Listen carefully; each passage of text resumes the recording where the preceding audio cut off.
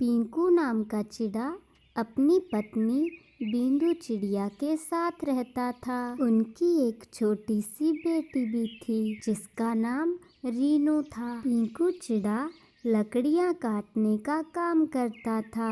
वह लकड़ियाँ काटकर शहर में बेच देता, लेकिन इससे उन्हें ज़्यादा कमाई नहीं हो पाती थी और उनके आर्थिक हालात कुछ ठीक नहीं थे।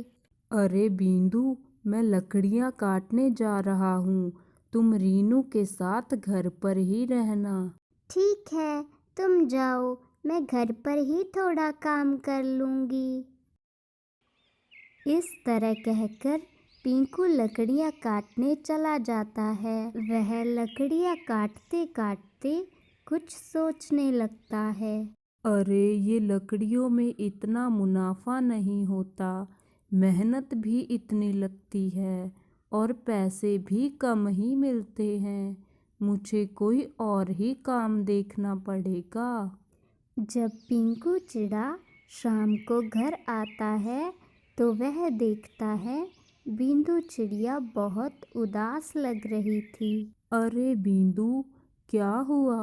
तुम इतनी उदास क्यों हो? सब ठीक तो है ना? अरे नहीं, कुछ भी ठीक नहीं है। तुम्हें तो पता ही है, हमारे घर का गुजारा ही बड़ी मुश्किल से चलता है। हाँ बिंदु, ये तो मैं जानता हूँ, लेकिन अब करें भी तो क्या? हमसे जितना होता है हम उतना तो कर ही रहे हैं ना। तो ऐसे कब तक चलेगा?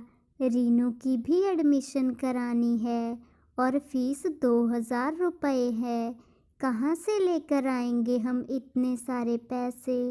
अरे हाँ बिंदु, मुझे पता है। कोई बात नहीं, तुम चिंता मत करो। मैं कल ज़्यादा लकड़ियाँ काटने की कोशिश करूँगा ताकि हमें मुनाफा ज़्यादा हो। हाँ, ज़्यादा पैसे कमाने के लिए हमें ज़्यादा मेहनत तो करनी ही होगी। इस तरह वह दोनों रीनू की पढ़ाई के बारे में बातें करते रहते हैं। सुबह होते ही पिंकू चिड़ा जल्दी काम पर निकल जाता है और दिन भर काम करता है। शाम को जब पिंकू चिड़ा लकड़ियाँ बेचकर घर आता है तो वह अपनी पत्नी बिंदु से कहने लगता है, बिंदु, ये लो 2000 रुपये। तुम कल ही रीनू की एडमिशन करवा आना। अरे ये तो बहुत अच्छा हुआ, लेकिन हमें तो इतना मुनाफा होता नहीं, तो ये इतने सारे पैसे कहाँ से आए? ये पैसे मैंने अपने दोस्त से उधार लिए हैं, जो उसे बाद में चुका देंगे। तुम रीनू की एडमिशन किसी अच्छे से स्कूल में करवा आना। अगले ही सुबह बिंदु चिड़िया रीनू की एडमिशन करवा आती है। कुछ दिन गुजर जाते हैं, लेकिन अभी भी बिंदु और पिंकू चिड़ा बहुत परेशान थे, क्योंकि रीनू की स्कूल की फीस ज़्यादा होने के कारण पैसा रीनू पर ही खर्च हो रहा था। अरे बिंदु, अब क्या करें हम? हमारी तो दिन ब दिन हालत खराब होती जा रही है। अब क्या करें हम? मैं तो कहती हूँ तुम शहर चले जाओ और वहीं कोई नौकरी ढूंढ लेना। क्या पता कोई अच्छा सा काम मिल जाए। कल लकड़ियाँ मैं काट लूँगी। हाँ बिंदु, मैं कल ही शहर जाकर देखूंगा।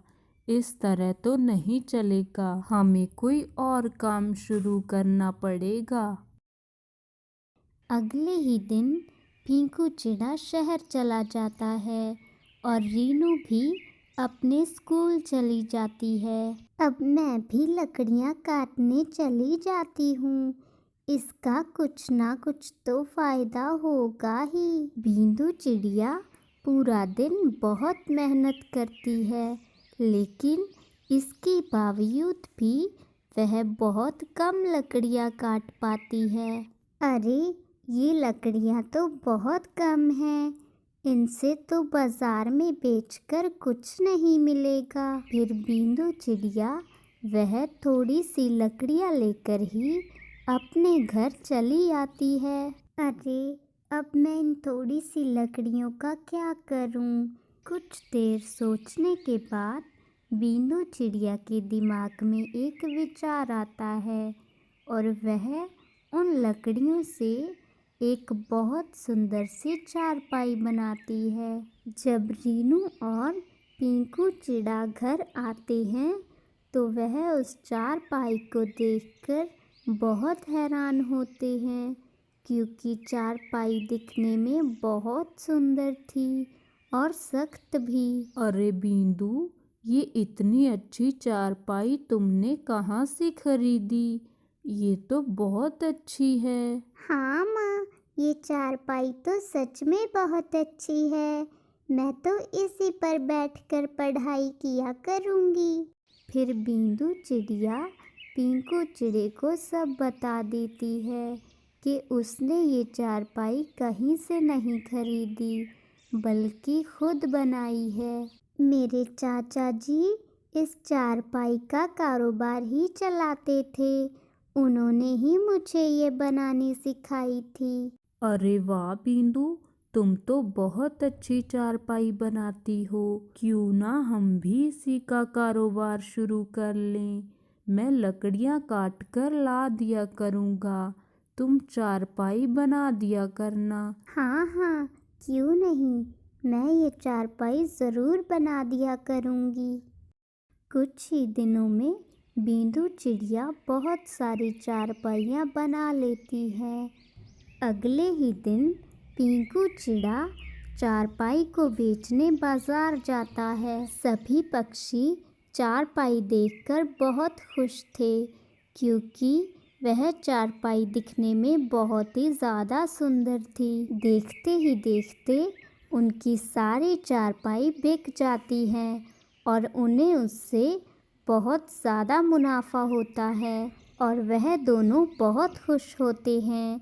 इस तरह उनका जीवन बदल जाता है और उनका कारोबार देखते ही देखते बहुत बढ़िया चलने लगता है। वह तीनों अपना जीवन खुशी खुशी व्यतीत करते हैं। अगर कहानी अच्छी लगी है तो इसे लाइक करें और चैनल को सब्सक्राइब ज़रूर करें।